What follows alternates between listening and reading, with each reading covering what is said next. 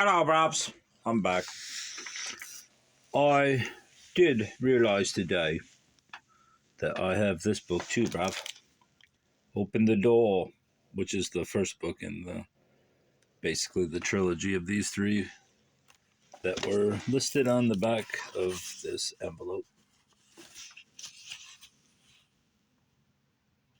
of Laura Mundo's.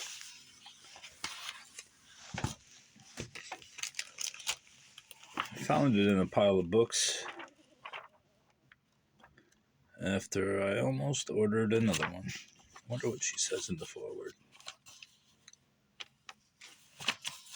Also, it all does give this.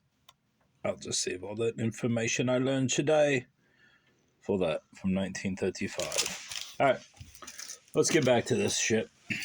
I mean, this classic.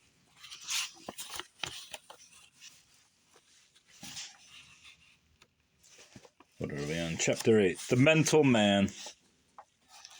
Oh, we gotta bring out the bell. How much longer the bell's gonna work, though, here. Should be reading this during the day, but I didn't. I went and did stuff. Went and bought more books. Chapter 8. The Mental Man. The mentality of man or woman is the most limited part of the soul. It is the part of man that has the power to think, and as we are unable to stop thinking, there is little merit in the mere act. We are still able to think immediately after we have died. A few seconds of unconsciousness follows the last breath, but almost at once the mind resumes its activity. We are always thinking. We have always thought, and so we must conclude that we shall continue to think. The only respite we get is in sleep. That leaves us with little consciousness of our thoughts. Though we are still thinking, in our sleep we get our thoughts mixed with the memories of past events, or places or persons quite the same as... Whoa, there goes the bell. As when we dream during our earthly sleep. When we awake, our thoughts begin to take a more orderly course. We have to decide upon how we shall occupy we have to decide upon how we shall occupy our time, how we shall deal with the many questions that are to be solved, and whom we shall appeal to in the many puzzling problems that confront us here. These are the same problems that we had to meet in our mortal lives. We are very much more concerned now, for we have no memory of any past etheric life to guide us. We must start from scratch. We are perhaps men who in earth life have been inclined to look upon death as an end of consciousness. We are amazed to find ourselves still alive. We see ourselves lying on our deathbed, but our etheric body is moving about the death chamber and is vastly interested in the next step that is to be taken. We are always of an optimistic turn of mind and are apt to believe that since our life was a blameless one in the main, and we have paid our debts, been kind to our families, and fairly honest to our fellow men, we have earned some recognition for behaving ourselves somewhat better than several men of our acquaintance. We now make a little resume of all the things we should like to do. We should first of all be glad to tell the God of the universe that we are alive. Wait a minute, if he's God of the universe, he already knows. Or maybe he's not omniscient in the spiritualist guide, which Edith Ellis was not a spiritualist, but we shall not jump ahead of ourselves. I should have started with that book over that, but I didn't. And I hope this whole thing has not been in landscape. If it has, oh well.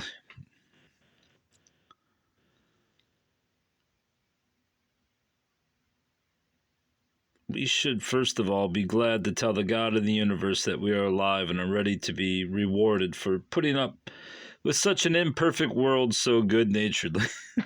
We then think, I must find out who is the man higher up who can tell me how to speak to God. It is absurd, but none the less true. that all the old superstitions and beliefs of childhood take on importance now that the arch enemy, death, has been overcome. We can now proceed to do all those things we used to be afraid to do. We can defy illness and death. We are in eternity. No work to do, no more money grubbing. Now we shall be able to think about all the improvements to be made in the world, which God is apparently ignorant of.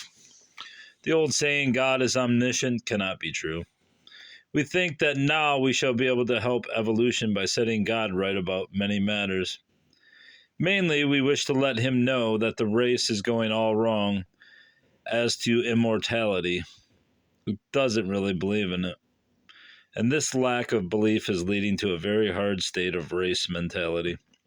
We shall also mention the small appreciation of the best in life and the mediocrity that is the prevailing level of intelligence. By this time, we are back in our old train of thought. Probably we are sorry for the grief our death has occasioned among the members of our family. We wish to confront them. Confront them. You bastard, I'm dead. We wish to comfort them. We are amazed to find that we are not able to make them aware that we have emerged from our mortal body. We wonder why no one tells them that we are not dead. We are shocked when we see the hopelessness of their grief. We remember now that the least sign of communication from the dead was always met with ridicule, and we realize that even if we could speak so that they heard, the family would not believe their own senses, and the mourning would continue just the same. We have always been so sure that ghosts and apparitions were mere signs of a poor digestion or a fevered imagination that we now see that we have also helped to build up the wall of misunderstanding between the living and the so-called dead. When there are men who dare to spend the time and money in the investigation of death that they now waste in research and study of the least important phases of plant life or commercial chemical processes, then we shall be enlightened and know what to expect when we move from our earthly body into one that has all the appearance of it, but has lost its sense of touch, smell, and taste. These three animal senses are now gone. We have a powerful feeling of being strong and well and able to undertake all sorts of tasks. Yet we are unable to do more than just think. That is the sum total of our power, the ability to think. When we are convinced that we are at the mercy of our memory only, we begin to fear that we are not making a real effort. We long to help those whom we have left behind. They are not able to understand our condition. What can we do to let them know? We are sure there must be some way of telling them that we at least did not meet the fate of extinction. We speak, we shout, no apparent impression is made on the dear ones. When we realize that we are alone, alone as never before, alone in the great cosmos, we shall be eternally alone with memory. Is this the reward for suffering the disappointments and ills of mortal life? We are even bitter at the injustice of a divine ruler who can condemn a human creature to eternal solitude. Then we ponder on those of our family and friends who died before us. Did they meet such isolation? We see that as we are still functioning, it is probable that they may also be.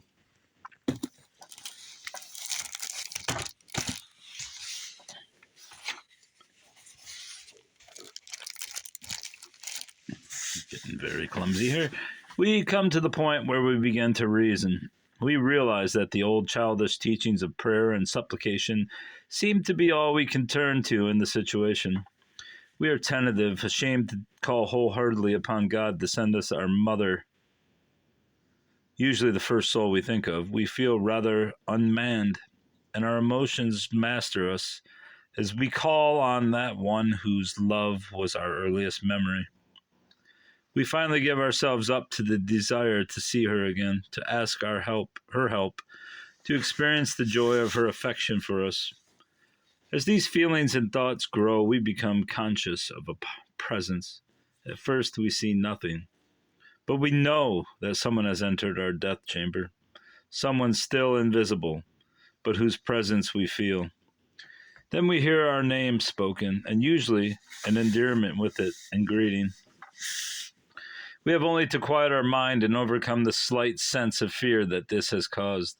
When we behold a pillar of light beside us, it is shot through with colors. The thought vibrations make these radiations. Soon we perceive in the center of the pillar of the light a being, a human being, usually the one we have called to us.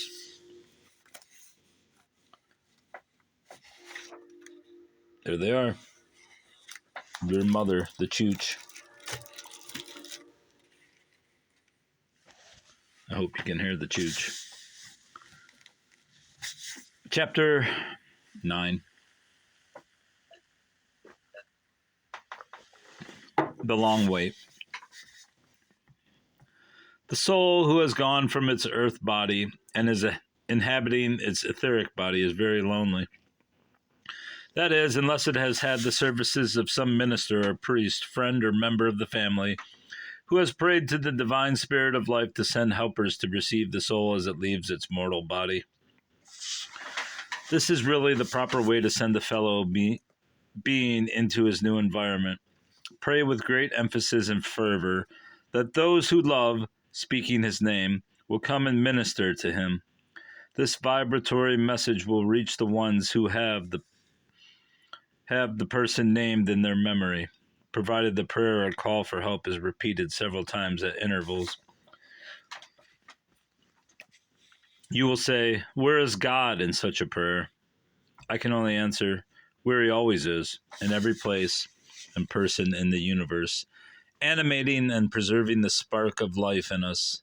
There can be no help and no existence without this divine plan, of which each of our acts is a part.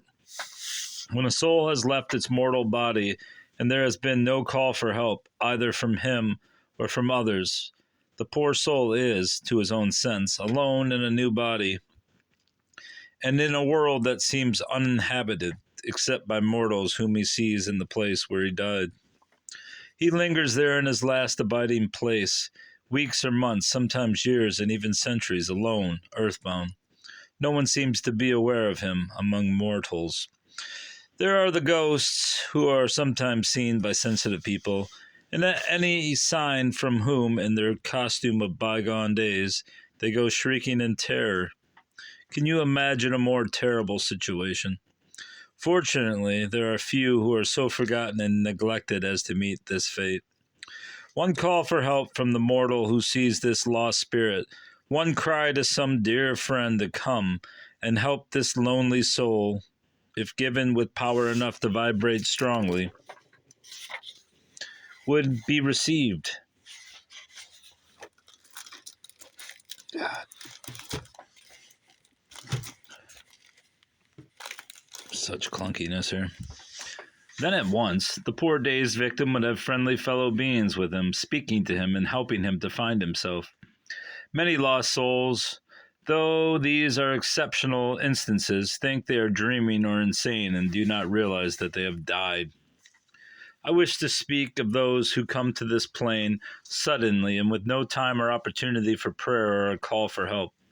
These are usually the ones who die in sudden accidents, scarcely knowing what has happened.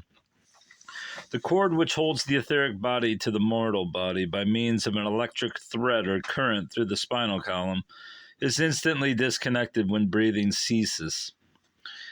The etheric body is freed automatically, yet it feels as much alive as when inhabiting the body of flesh. Or more so, it cannot connect death with such a sense of vitality as it experiences, yet there beside it are the remains of the only body it has consciousness of. Then the realization comes that the great experience is at hand. What next? Unless the soul has been in the habit of using a daily prayer, there is awkwardness in knowing how to appeal for help. Many souls are all but despairing before they can muster the will to call to God Almighty for help. This cry carries a powerful vibration. The name of God is usually spoken with such a sense of power that the vibration it carries is strong. We respond, those of us whose work it is to help our fellows as they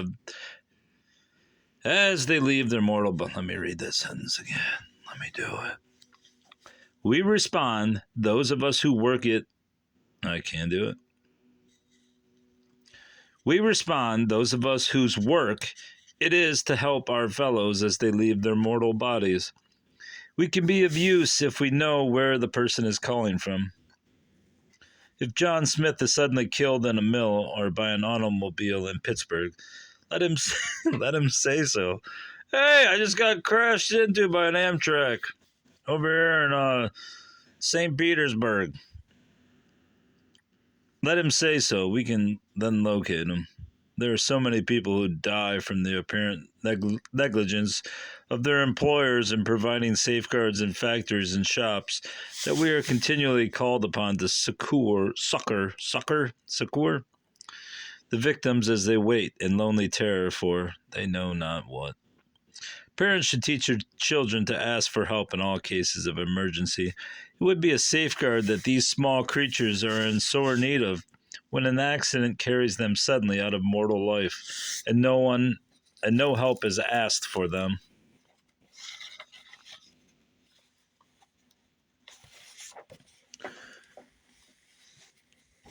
That's it, I guess. That's a short chapter. I'm not dwelling on this tragic subject for any reason other than that I hope to see greater care taken by parents in teaching the practical use of prayer to each child. If the child's death is a natural one, the parent, as a rule, has instinctively asked for help out of love and terror. The help need never be withheld. Still, we are only human, and we cannot be expected to know what everyone is thinking, unless he makes his thoughts vibrate through the ether or speaks them so that we can receive the message clearly. I hope that when this is understood, the science of prayer, rather than its sentimental appeal, will be more widely understood. No one can afford to cast away the greatest of all human safeguards. I shall later on speak of the way in which prayer is used by us here. We think it is the only connecting link at present between the two planes of existence. Chapter 10, Money. There is some serious obstacle to the most perfect contemplation of life here. From the standpoint of the new arrival, it consists in the worship of money. I do not mean that this is a conscious deifying of money. It is the habit of mind that has become fixed during a lifetime spent in the service of money. The average human being of the late 19th century and so far in the 20th century has very little mental interest that is not in some way connected with money. Getting it, spending it, saving it, or bestowing it, or writing books where you claim that you're a guy from the 18th century who died in war.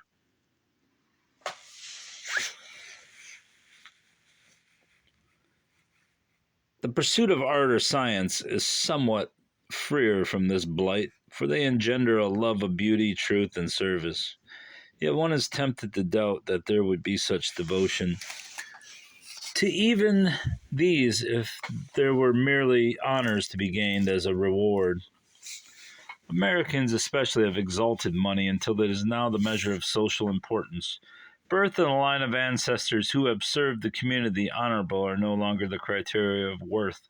Money is the measuring rod of a person's standing, and its power is unchallenged. By that, I do not mean to say that able men of modest fortune cannot and do not occasionally attain to important positions. They do, especially in political life, but they owe their elevation to men who are a controlling factor in elections because of their powerful financial influence. The most absolute slave to money is the man who has spent his mortal life in the idea of making his pile by some trick that will give him an advantage over his competitors. These men have used their minds so exclusively in this way that when they come here, it is difficult for them to train their thoughts to dwell on the many things that make up life on this plane. We are obliged to put these men and the women who are like-minded into classes where they can be taught the very simplest of our principles. Their classmates are children who are not far from infancy. These grown people are shocked when they realize that they are spiritual morons, though they may have had a college education. We are never very keen to make these men our students, as they are an argumentative and disputatious lot. They have become so fixed in the idea of bargaining, haggling, and outsmarting their fellows that even here they are always trying to beat the game. By that I mean that they are always trying to get others to do the work of etheric creation for them. Our homes and beautiful objects in them are all made by mental effort. These money men seem to think they have a perfect right to occupy the dwelling of one who has created it after months of study and mental concentration. As there is no way of preventing this invasion, the Creator is at the mercy of the invader. Mean-spirited souls who make themselves comfortable at another's expense are all too common here, and are an ever-increasing throng, as the present selfish idea of life is the one held on the earth plane by many souls recently coming through into etheric existence. We who must teach them are not very happy when we find that a lot of businessmen are to form a class. They are never able to dismiss the thought that they are superior to those who are residents of this plane. While big business was making the top layer of society in the United States, we can only beg those of you in authority to implant in the minds of youth a broader view of business than the one now in vogue, which is dangerously near the point of cheating.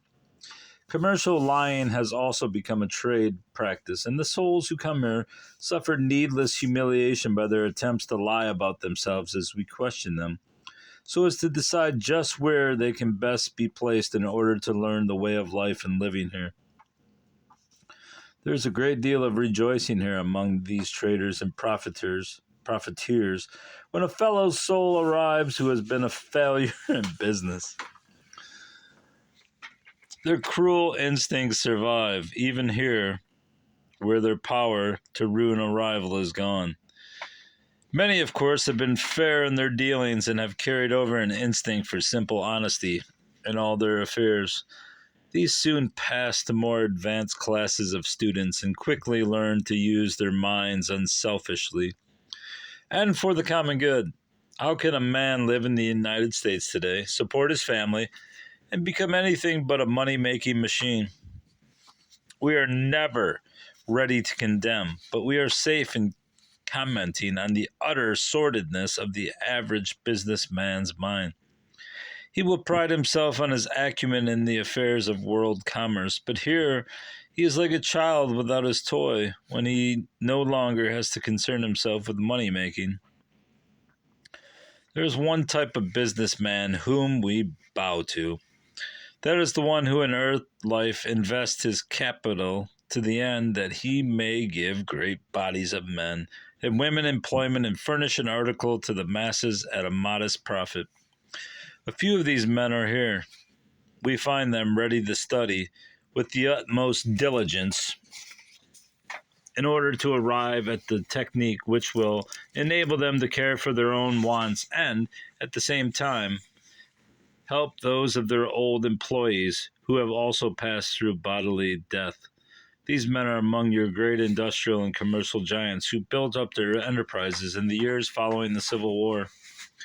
They are amazed at the methods now prevailing when corporations are formed to avoid personal responsibility in the relations between employer and employee. There is another money-mad victim who finds difficulty in adjusting his mind to practical use here. That is the man whose most vivid memory is of his savings. He may be a millionaire or a poor wage earner. However, he may try to listen to our teachings. He cannot keep his mind from dwelling on his hoard. These poor men sometimes are only healed of this mental miserliness by being put to sleep for a period of years. What? Who puts them to sleep? You just say, hey, I don't like what you're thinking, Mr. Monopoly guy. I'm putting you to bed. This sounds like a great place to go to. When they wake, they are interested in seeing the changes made in Earth life since they left it, and this curiosity helps to break the hypnotic power of their greed. I've got to say that this entire chapter on money is just absolutely misguided. I mean, and the worst part is it goes on for about 6 more pages. There's still another type that is at first finds the going pretty hard here. That is the man who wills his money to his widow and children and finds, as he usually does, that others are trying to get it away from them. His anxiety is very natural, of course, but we are unable to, for such a lengthy period of time, to get the concentrated attention of this soul that he is as helpless as a child in looking after himself and requires the aid of a soul who may offer to attend to necessary matters for him, usually some relative of a previous generation. All this is unnecessary and a burden on the minds of those here who are willing to take on the ignorant, selfish, or distracted people who can only think of money in a realm where the only riches are mental and spiritual ideas. When life on this plane is understood, much of this monomania on your plane will be replaced by balanced thought. A premium is now placed on greed, sharp practices, scheming, cheating, and concentrating on the dollar as the measure of a man's worth to society. The professions have made headway against this, but several of the noblest of these have permitted practices within their ranks that have brought the level down to that of the dishonest trader. We get you all here just as you are. We get you all here just as you are. We have often wondered what this plane would be if we, who have been here long enough to learn the use of the ether, should decide to keep our knowledge to ourselves and refuse aid to the newly arriving souls. The result would be that the money-mad men would be centuries learning the simplest things. They could not reincarnate because they would not know how to adjust their minds in the process needed for it. They would then perhaps be a little grateful for the unselfish help we give them, but we find them among the least appreciative of the groups who are coming over here. I record this here because we are convinced that unless this mental attitude is changed, the men give themselves up a little more to the things that are not connected with money, we shall have here in another 20 years a population of such vicious, hard, and stupid souls that few will be found who will care to take on the task of instructing them. Your criminals are easier to deal with because they seem to know very soon that they have to make a fresh start. They are mostly of a more ignorant class and have had fewer advantages.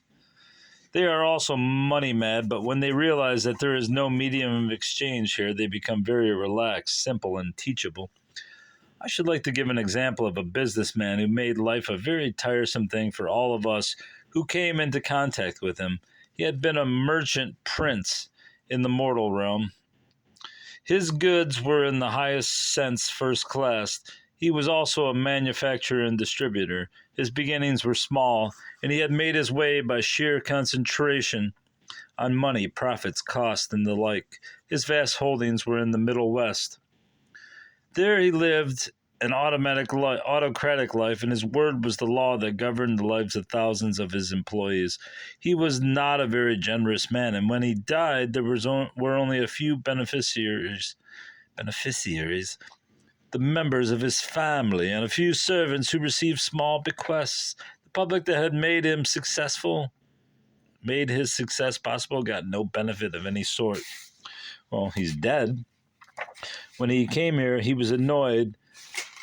I just ripped that page. That his father and brother met him. They had passed to this plane many years before, but they knew he would need their help to get his bearings here, and they had been watching him through his final illness and death.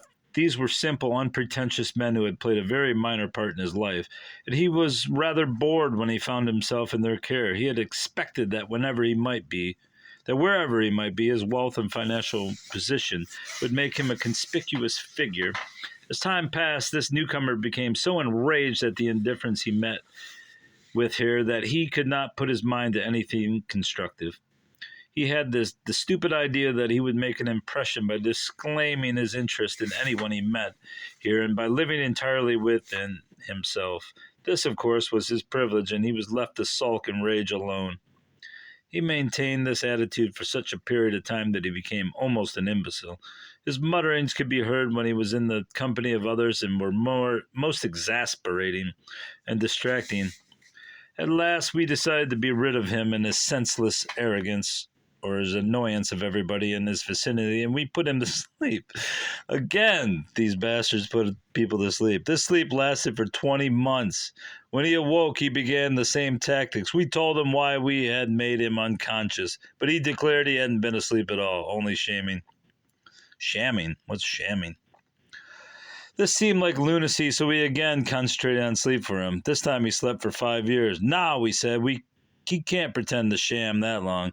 Also, we didn't know our man. He declared on awaking that we were all mad and that he hadn't been put to sleep at all. We then took him where calendars were displayed in his own home. Wait, there's a house there too. His wife was dying and his daughter was now married. Oh, I see what they're saying. With 2 small children, this proof convinced him. He then said, "Fellows, I give in." He was ready to adapt himself to the place in life which his mentality fitted. He had become as a little child. When he saw the real waste of time in terms of energy, he realized that he, who had been a miser on earth, was the worst of spendthrifts here. I hope to make this incident an example to anyone reading it of the utter madness of making money the first consideration. All must earn it in some way while on earth, but it is wiser to be sure it keeps its place in the scheme of life as a necessary part of living, but not in its prime object. I am aware that this advice will appear utopian, but there are plenty of men who balance their lives so perfectly that money keeps its rightful place in their minds, and when they come here, they soon forget it in their interest in our mode of life. These men adapt themselves easily and are only too happy to find themselves in a world free from the worship of money. We shall always be glad to welcome such souls. They are easily made citizens of a realm where we must depend for peace upon the intelligence and goodwill of all. My God, that was painful to read. All right, brovs, that's all. This is 32 minutes worth. Goodbye.